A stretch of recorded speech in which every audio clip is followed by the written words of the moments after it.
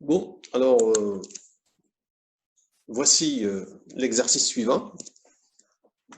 Donc, toujours avec le même esprit de chiffrement et de signature, euh, on va aborder un nouveau exercice qui va nous présenter d'autres éléments. Alors, ce que vous avez ici, vous avez Alice et Bob, qui sont deux interlocuteurs. Chacun possède sa clé publique, qui sont nommées NA, EA et NB, EB. Donc, pour Alice et pour Bob, donc première question, elle est classique, c'est de calculer la clé privée de chacun d'eux. Ensuite, vous avez un processus de chiffrement. Alice qui veut envoyer la valeur 3 à Bob. Donc, quelle est la valeur qui correspond à la valeur 3 et comment Bob puisse retrouver cette valeur. En troisième question, on aborde la problématique toujours de la signature. Donc, on vous dit pour assurer une confidentialité et authentification, vous avez Alice envoie à Bob, elle lui envoie pas maintenant je dirais juste le chiffret, mais elle lui envoie ce qu'on appelle un couple qui est C et S. Alors C, c'est quoi? C'est le chiffret du message. Et S, c'est quoi? C'est la signature du message M chiffré avec la clé publique de Bob. Alors, on vous demande de donner les valeurs qui correspondent au couple CS, c'est-à-dire qu'est-ce qu'elle envoie exactement Alice à Bob. Alors, après cela, la question qui suit, on vous dit, c'est Bob, maintenant, comment il va réagir pour pouvoir retrouver le message M, parce que lui, il va retrouver un couple, il reçoit un couple CS, quelle est la valeur de M qu'il doit retrouver à partir de ce couple CS.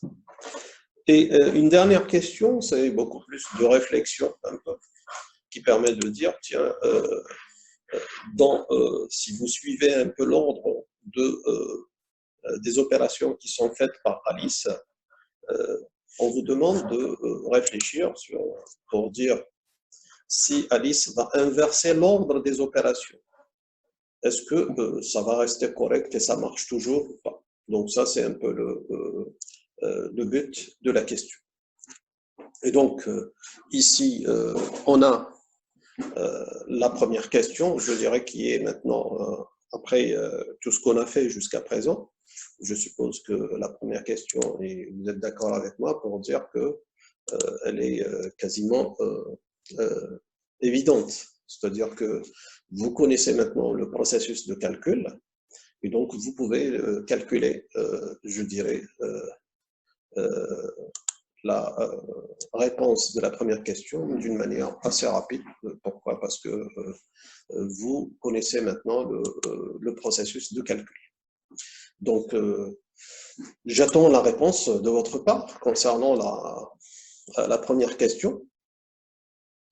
Donc, vous avez les clés publiques, vous allez déduire les clés secrètes correspondantes à ces deux clés publiques. C'est-à-dire, vous devez chercher et calculer la clé secrète d'Alice et celle de Bob. Et donc, je rappelle, le processus, c'est très simple de faire la décomposition de n, ensuite trouver P et Q, ce qui permet de calculer phi, et ensuite de trouver l'inverse de la clé publique grâce à l'usage de phi. Donc ça, c'est concernant la première question. Et donc, les valeurs, elles sont plus ou moins, je dirais, simples et faciles à calculer, parce que si vous prenez le n de Alice, c'est 65. Donc ça, je suppose que tout le monde le sait, 65 est divisible par 5. Ça veut dire que vous avez déjà un nombre premier qui est 5. Donc il suffit de diviser 65 par 5 et vous retrouvez le deuxième paramètre qui est Q. Donc vous avez déjà P et Q. Une fois que vous avez P et Q, vous pouvez calculer phi de n, et à partir de là, en utilisant l'algorithme d'Euclide étendu, vous avez la réponse concernant la clé secrète de Alice. D'une manière similaire pour Bob, vous avez 77, c'est trivial 77, et divisible par 7, 7 qui est un nombre premier. Et donc, automatiquement, vous avez les deux éléments qui sont 7 et 11. Alors, à partir de là, vous avez la décomposition, ce qui vous permet de calculer les deux clés, je dirais, secrètes de Alice et de Bob.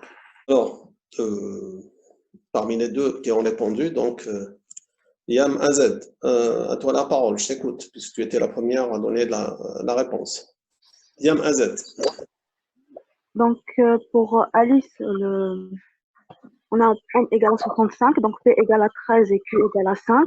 Donc, phi de n égale à 48. Et quand on calcule avec l'algorithme, on retrouve D égale à 29.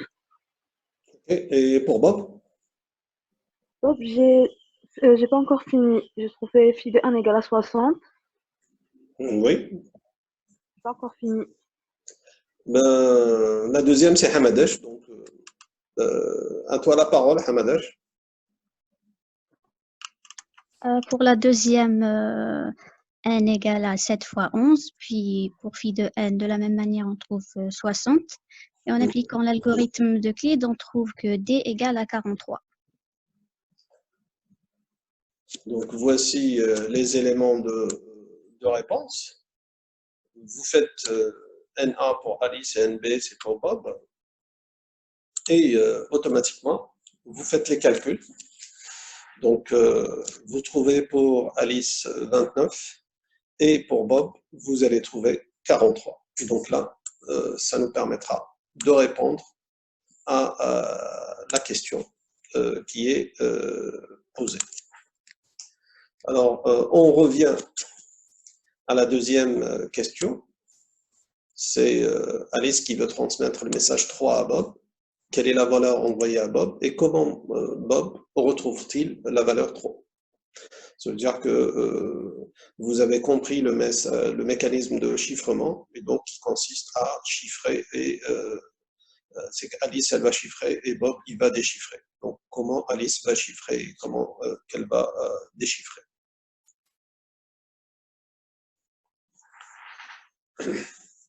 En termes d'opération cryptographique, ça veut dire que vous allez décrire explicitement les opérations qui sont faites, c'est-à-dire par Alice et ensuite par Bob. Donc, ce qui permet de donner la solution en entier du début jusqu'à la fin, puisque l'opération commence par Alice et elle se termine par Bob. Et donc, automatiquement, quand Bob termine son opération, il va falloir qu'il arrive à trouver la valeur 3, qui était la valeur initiale envoyée par Alice. Elle va chiffrer avec la clé publique de Bob, donc ce qui est tout à fait logique. Donc, quand elle va chiffrer avec la clé publique de Bob, seul Bob peut déchiffrer cette valeur. Et donc là, on assure effectivement la confidentialité, parce que c'est ce qu'elle veut, Alice, c'est de transmettre les choses d'une manière confidentielle. Et donc, automatiquement, elle va chiffrer la valeur 3 par la clé publique de Bob. Une fois arrivé à Bob, ben Bob, qu'est-ce qu'il va faire? Il va déchiffrer ça grâce à sa clé privée. Et donc, ce qui lui permettra de retrouver la valeur, je dirais, recherchée.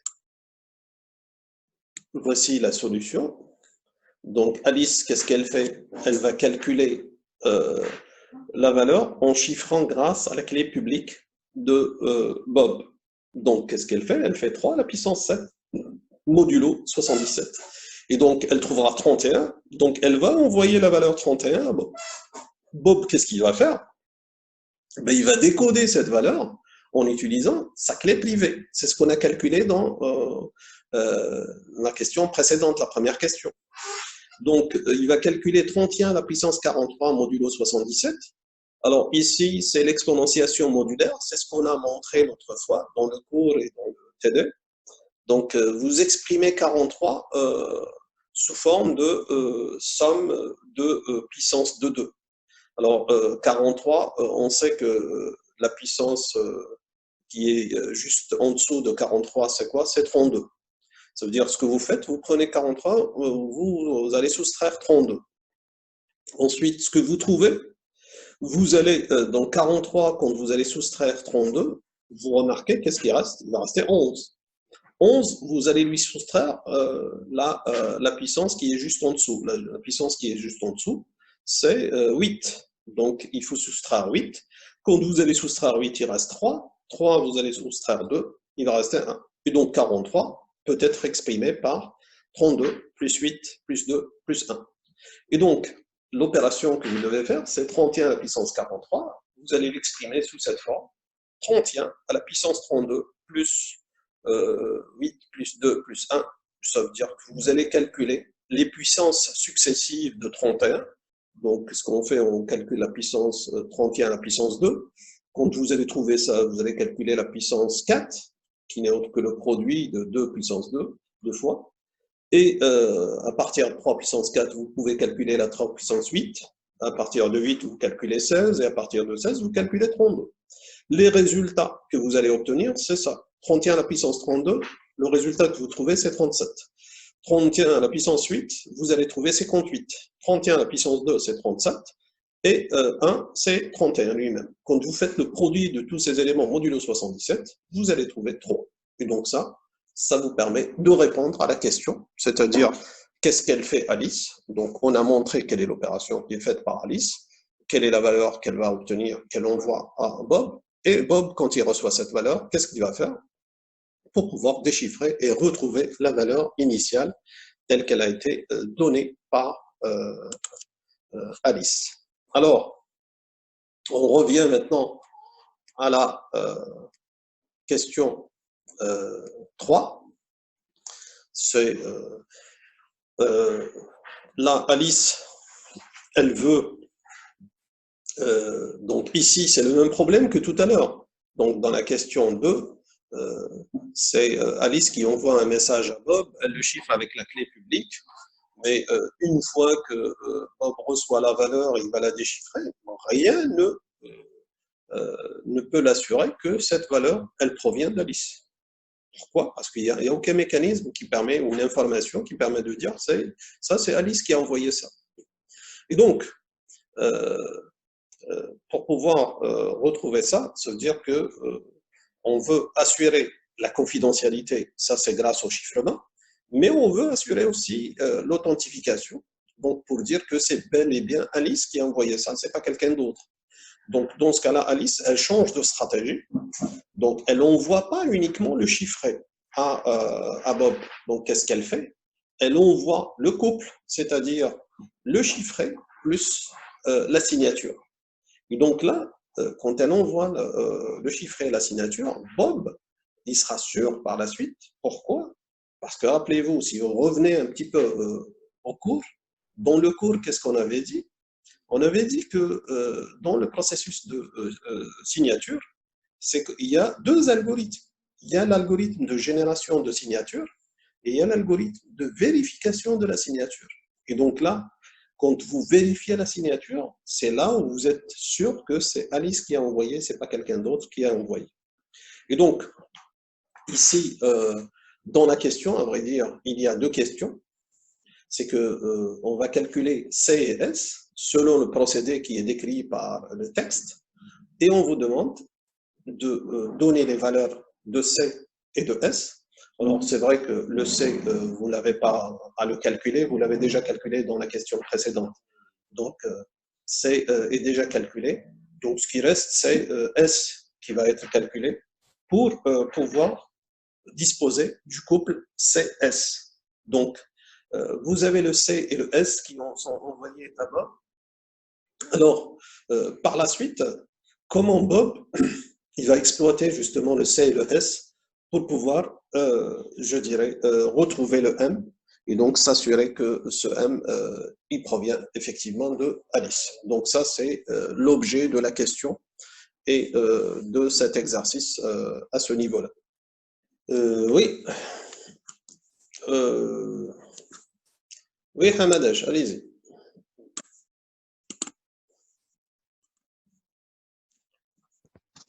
Pour signer le message, elle utilise sa clé privée. Donc, elle Absolument. prend le chiffret, elle calcule puissance 29 modulo 65. Donc ça, c'est le principe, c'est pour montrer son authentification, pour dire c'est elle qui a envoyé. Donc, ce qu'elle va faire, c'est elle prend le chiffret et elle va le signer avec la clé, sa clé privée. Et donc ça, c'est ce qui permettra effectivement à Bob de pouvoir utiliser ça pour s'assurer que le message provient effectivement de Alice. Et donc ça, c'est la démarche qui est réalisée par Alice avant de l'envoyer à Bob. Donc voici la démarche. C'est que Alice, elle va calculer, elle va chiffrer avec la clé publique le message, donc ce qui permettra de donner la valeur qui sera utilisée. Alors, le S, c'est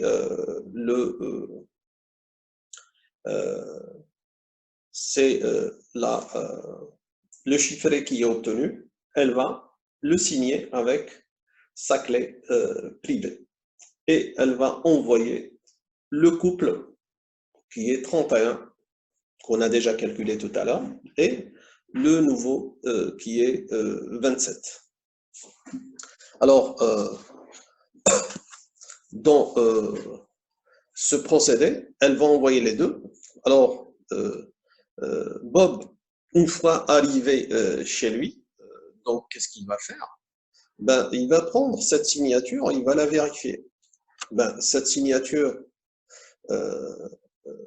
qui est faite, donc elle est réalisée, regardez ici le 3, c'est que il est signé. Donc il est signé par quoi? Il est signé par la clé privée de Alice. Donc ce qui lui permettra d'obtenir cette valeur de 48. Et ensuite, cette valeur de 48, qu'est-ce qu'elle fait? Elle va la chiffrer avec la clé publique de Bob. Et donc, elle obtient le 27. Une fois arrivé à Bob, donc Bob, qu'est-ce qu'il va faire? Ben, il va décoder le deuxième élément S. Ça, c'est ce qu'on a dit dans le cours, c'est le processus de vérification de la signature. Ça veut dire que cette signature, c'est quoi? C'est la signature qui permet de vérifier que c'est Alice qui a envoyé ça. Et donc, et en même temps, on avait dit que la signature, elle a une relation avec le message chiffré. Donc, Bob, qu'est-ce qu'il va faire? Il va réaliser l'opération suivante, c'est qu'il va prendre 27 et il va, là, puisque ça a été chiffré avec sa clé publique, il va le remettre pour le déchiffrer avec sa clé privée. Et donc 27 à la puissance 43, il va retrouver le 48.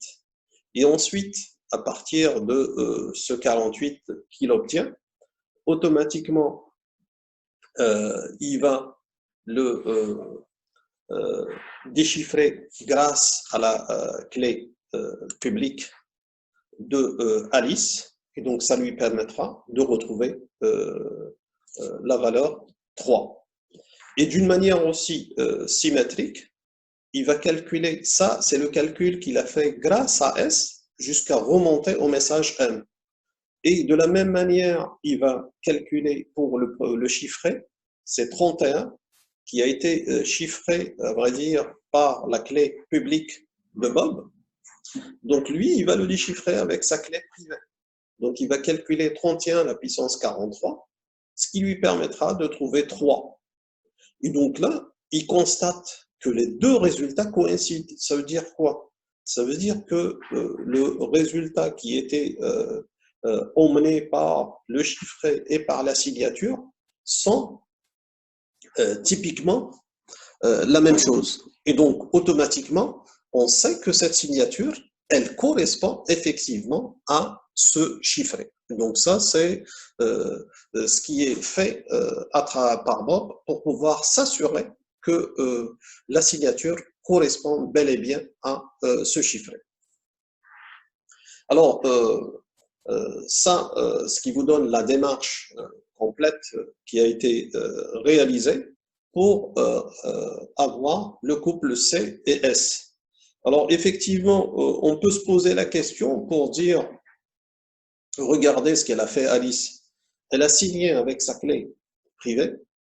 Ensuite, elle a chiffré avec la clé publique de Bob. Alors, la dernière question d'ailleurs qui est posée, on vous dit si on intervertit les deux opérations, est-ce que ça marche toujours ou pas? Ça veut dire quoi?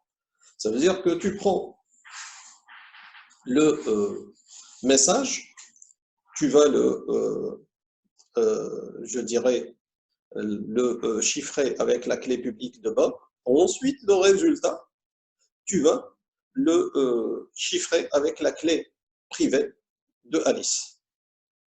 Alors, la question, c'est ce qu'on a posé dans la question 4. Donc, à votre avis, si on intervertit ces deux opérations, ça marche ou ça ne marche pas? Alors, vous pouvez, on peut s'amuser à le démontrer d'une manière mathématique. Limite extrême ici, ce que vous pouvez faire, c'est juste d'essayer d'inverser les opérations et de faire les calculs. C'est-à-dire, vous faites la première opération, c'est vous allez chiffrer le message avec la clé publique de Alice, de Bob, et ensuite, vous allez le chiffrer avec la clé, le résultat, vous allez le chiffrer avec la clé privée de Alice, et voir par la suite le mécanisme qui se fait au niveau de Bob. Est-ce qu'on aboutit effectivement à retrouver la valeur 3 qui correspond au message initial, oui ou non? Donc, c'est la question qui est posée.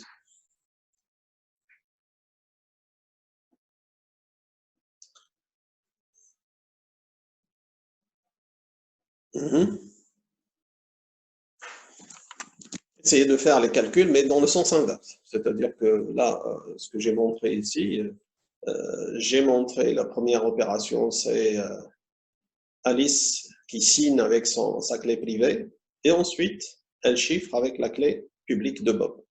Donc, on peut intervertir les deux opérations. C'est-à-dire, elle peut prendre le message et le chiffrer avec la clé publique de Bob. Le résultat, elle va le signer avec sa clé privée. Donc, faites le calcul et dites-moi est-ce qu'on retrouve la même chose, oui ou non? C'est-à-dire que dire retrouver la même chose, c'est-à-dire aller jusqu'au bout, hein. Donc faire le calcul, ensuite on arrive à Bob qui va faire l'opération inverse et vérifier est-ce qu'il retrouve effectivement le message 3, oui ou non.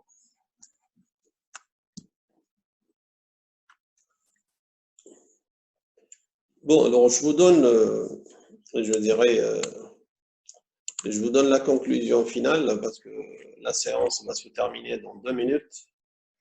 Alors, effectivement, si vous prenez ce processus-là, mathématiquement, vous pouvez inverser l'ordre de calcul et le résultat reste correct. Ça, c'est un peu pour vous expliquer un peu le phénomène, c'est comme si que vous avez une lettre, vous voulez l'envoyer cette lettre d'une manière confidentielle. En général, ce que vous faites, vous prenez la lettre, vous la mettez dans l'enveloppe et vous fermez l'enveloppe. Ça, c'est un peu le principe de confidentialité. Maintenant, dans ce processus, ce que vous pouvez faire, vous pouvez prendre la lettre, vous pouvez la signer et la mettre à l'intérieur de l'enveloppe. Comme vous pouvez inverser le rôle, c'est-à-dire vous pouvez prendre la lettre, vous la mettez dans l'enveloppe, vous fermez l'enveloppe et ensuite vous signez sur l'enveloppe. Donc les deux mécanismes, ça permet d'avoir l'authentification. Pourquoi? Parce que ça permettra de savoir que c'est quelque chose qui a été reçu à partir d'Alice. Donc ça, c'est l'explication tout à fait banale et simple. Et vous pouvez même le voir et le montrer d'une manière mathématique pour arriver à avoir le même résultat qui est fait de part et d'autre. Alors ainsi s'achève la séance d'aujourd'hui.